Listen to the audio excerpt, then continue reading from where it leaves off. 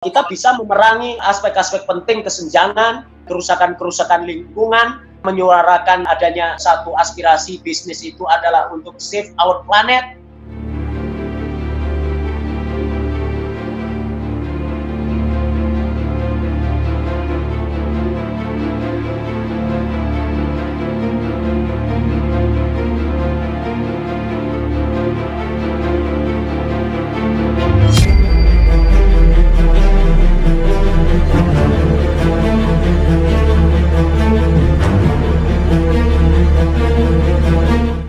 Kita juga bisa memoderasi menghadapi suatu kondisi-kondisi tertentu, misalnya semacam pandemi seperti sekarang ini. Karena apa? Ekonominya dibangun secara solidarity, bukan ekonomi individual kapitalis.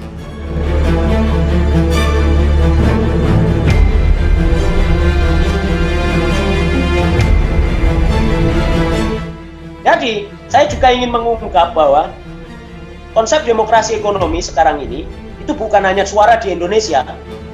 Di Indonesia malah belum ada yang menyuarakan. Sekarang ada anak-anak muda segelintir tapi masih di pinggir-pinggir wacananya itu. Tapi demokrasi ekonomi itu ternyata sekarang itu menjadi dorongan besar dari satu gerakan masyarakat dunia.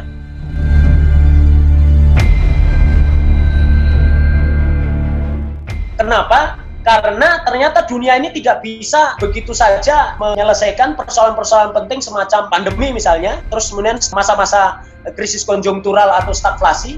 Ternyata setiap krisis itu hanya menolong segelintir orang-orang kaya melalui economic recovery-nya, dan itu secara statistik sudah saya kompilasi. Ternyata setiap krisis, after the crisis, itu justru kekayaan orang-orang elit kaya yang saya sebut kelompok plutogarki tadi, kawin silang antara oligarki sama plutokrasi tadi, itu kekayaannya semakin konsentratif, semakin monopolistik, dan ini berbahaya sekali bagi kepentingan demokrasi kita.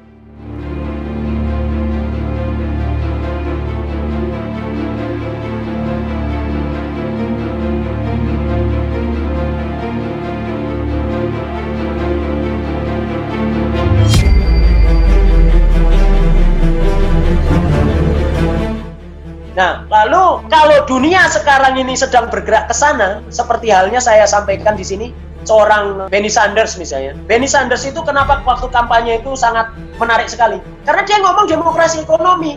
Saham buruh harus melebihi 51%. Di Amerika kan sudah ada undang-undangnya, Employees Ownership Plan atau kepemilikan saham buruh.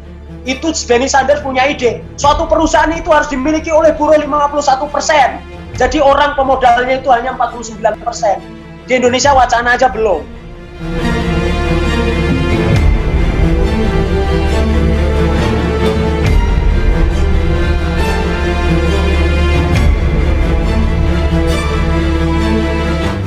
Makanya Bernie Sanders sangat menarik omongannya itu buat kaum milenial, karena kaum milenial itu juga sebenarnya sudah muak dengan orang-orang tuanya yang hanya sibuk pamer tas Hermes, terus kemudian muka glowing, terus kemudian pamer rumah-rumah besarnya, tapi dia tidak memiliki sensitivitas lagi terhadap kesenjangan dan kemiskinan yang ada di sekitar dia.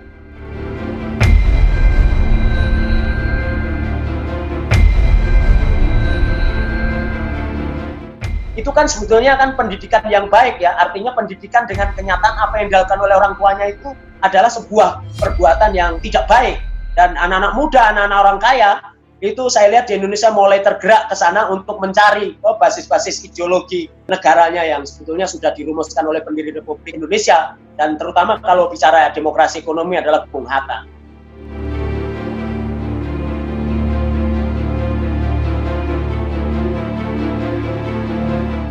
Nah, dari situlah sebetulnya kita memiliki visi, masih punya harapan dan masih memiliki visi-visi yang ada di tangan anak muda ini.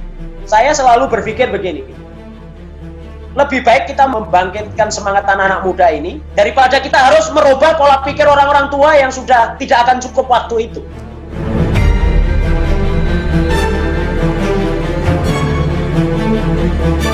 Untuk merubah pola pikirnya sendiri aja tidak akan cukup waktu.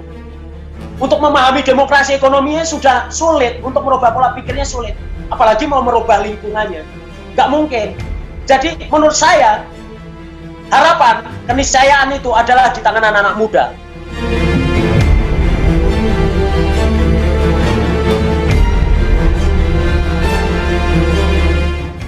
muda hari ini seharusnya mulai berpikir bahwa konsep demokrasi ekonomi itu bukan hanya ingin mengembalikan ekonomi kita sesuai konstitusi, tapi kita memiliki suatu harapan masa depan hidup yang lebih baik.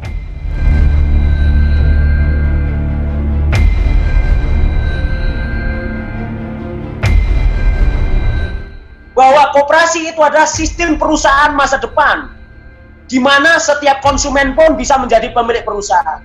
Sampai hari ini Kementerian Koperasi misalnya, ada kementeriannya tapi tidak banyak berbuat. Saya bukan orang yang hanya pintar bicara, saya ini juga CEO dari Induk Koperasi Usaha Rakyat.